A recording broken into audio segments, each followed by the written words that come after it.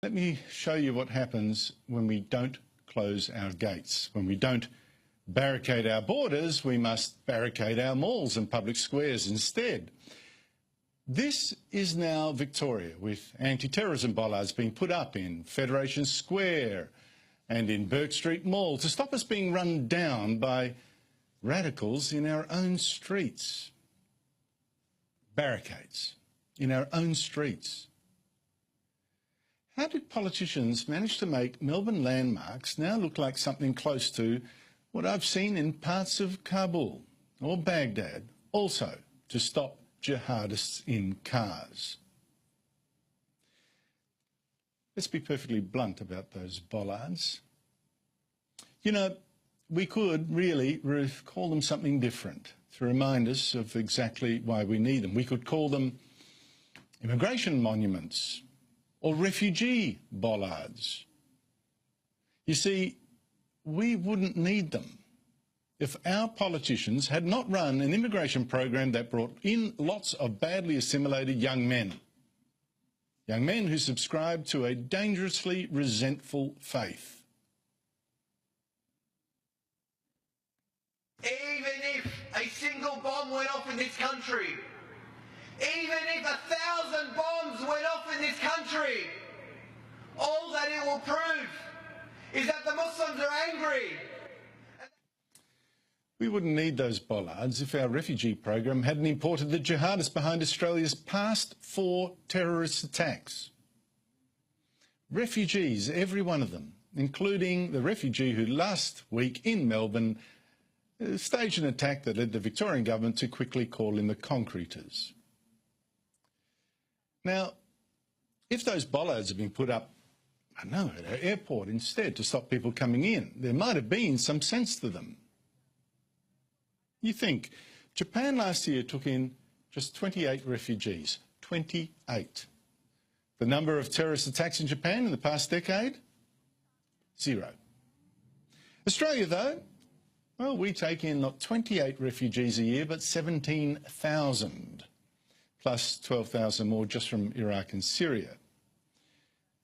Number of terrorist attacks here and foiled Islamist plots in Australia over the past 3 years alone, 16.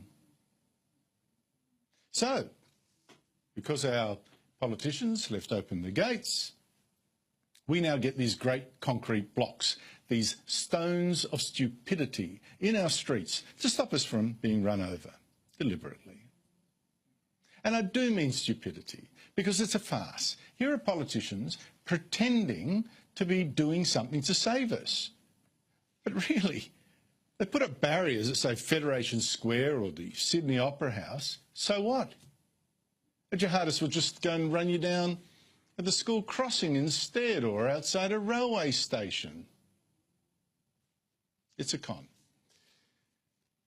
Now, I do admit that calling these barriers refugee bollards does sound mean, and particularly because we don't want to hear the truth put so bluntly, and not when it comes to our nice immigration programs and the many decent refugees we do help.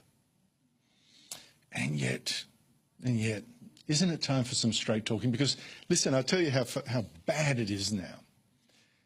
Here is our ABC, our biggest broadcaster. Here's how far it will go to not call things by their proper names. Just yesterday, the ABC ran a piece, 2.5 minutes long, about a new Supermax jail in New South Wales being built for Islamic terrorists.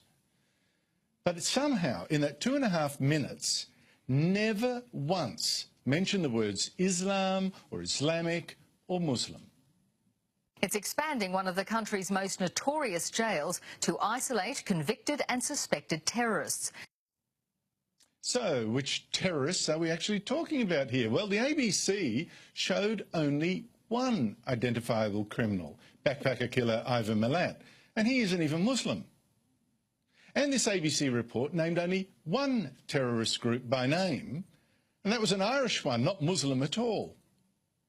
If we look at what happened to the IRA, inmates became more militant. They encouraged each other.